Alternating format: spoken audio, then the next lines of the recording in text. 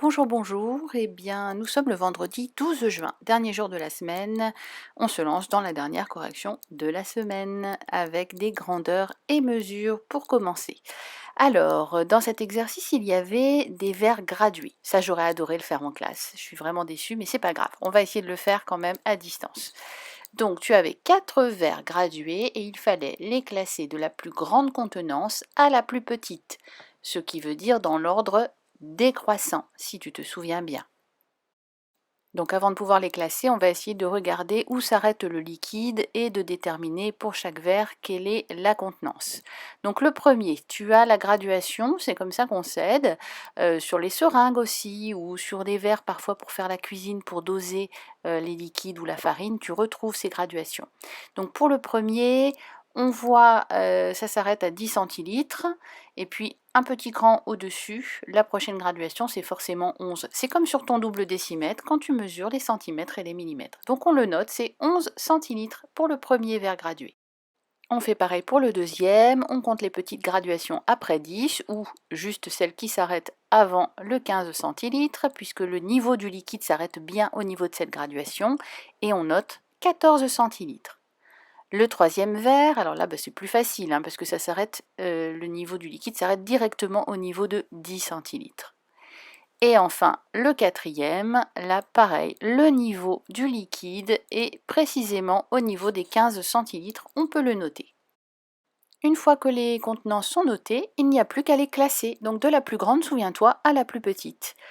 Si on regarde 11, 14, 10, 15 centilitres, c'est bien entendu 15 centilitres qui est la plus grande contenance. Ce sera donc notre premier verre. Ensuite, eh bien, c'est 14 centilitres en numéro 2. Après, c'est facile, 11 centilitres qui sera le verre numéro 3. Et enfin, la plus petite contenance de nos verres gradués qui est celle de 10 centilitres. Donc le quatrième verre est celui qui contient 10 centilitres de liquide. Un petit peu de lexique et les registres de langue. Là, ce que je te proposais, c'est d'avoir des phrases qui sont écrites en langage soutenu et de les réécrire en langage courant. On commence avec « Il a eu l'obligeance de me raccompagner en automobile ». Ah oui, c'est très recherché. Donc tout simplement, ça veut dire « Il a eu la gentillesse de me ramener en voiture ». On peut dire aussi « Il a eu la gentillesse de me raccompagner en voiture ». Ça marche, ça fonctionne très bien. L'autre phrase, nous sommes submergés par un abondant courrier. Alors submergé, c'est comme quand tu te fais submerger par une vague, c'est de là que vient ce mot, donc c'est que tu es débordé et un abondant courrier, abondant, ça veut dire beaucoup de courrier. Là, quand tu as des mots que tu ne connais pas comme ça, il ne faut pas hésiter à aller chercher sur le dictionnaire pour connaître leur signification, ça peut t'aider. Donc en langage courant, ça donne « Nous avons reçu beaucoup de courriers », tout simplement. Mes aïeux ont résidé dans cette demeure durant un siècle. Alors là, j'ai fait la version vraiment simplifiée du langage courant, à savoir « Ma famille habite cette maison depuis 100 ans ». C'est ce que cela veut dire. Et la dernière, me donnez-vous l'autorisation de me retirer à la fin de mon repas?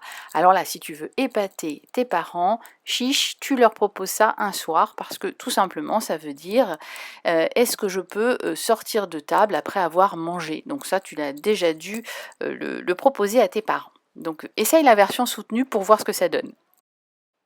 En orthographe, on travaille en ce moment sur les homophones grammaticaux.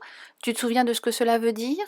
Ce sont des mots, de petits mots, qui se prononcent de la même façon, mais qui ne s'écrivent pas pareil et surtout qui n'ont pas du tout la même signification. Aujourd'hui, on va travailler sur on, on et on, ont. Donc, on, ont, c'est le verbe avoir. D'ailleurs, quand tu veux le trouver, dans ta phrase, tu remplaces on par avait. Si tu peux le remplacer et que ta phrase a du sens, c'est bien le verbe avoir. Si tu ne peux pas le remplacer, si ta phrase n'a aucun sens, ça n'est pas joli, c'est on, le pronom personnel. Alors on va s'entraîner avec les phrases suivantes. On part en Italie. On remplace pour voir ce que ça donne. Avait part en Italie. Oh non, ça n'est pas joli du tout, donc c'est bien on part en Italie, c'est le pronom personnel, c'est nous qui partons en Italie. Deuxième phrase, ils ont leur billet. On tente, ils avaient leur billet ou Oui, quand tu le dis, c'est tout à fait une phrase correcte, donc c'est bien le verbe avoir. Ils avaient leur billet. Ils ont leur billet, on l'écrit donc ONT. Allons-y, on verra bien. Alors, on fait notre petite manipulation. Allons-y, avait, verra bien. Ouf, ça veut rien dire ça. Donc tout de suite, on sait que c'est le pronom personnel. Allons-y, on verra bien, donc on, ON. Nos amis ont un gros chien. Alors on remplace pour voir si ça fonctionne. Nos amis avaient un gros chien. Mais oui, c'est tout à fait ça. C'est bien le verbe avoir. Nos amis ont un gros chien. ONT. Et alors, si on était en dictée, il faut écouter, prêter l'oreille quand je dis la phrase. Parce qu'en fait, là, je n'ai pas fait la liaison exprès. Mais si tu écoutes, je dis normalement, nos amis ont un gros chien. Ont un gros chien. Tu entends le T.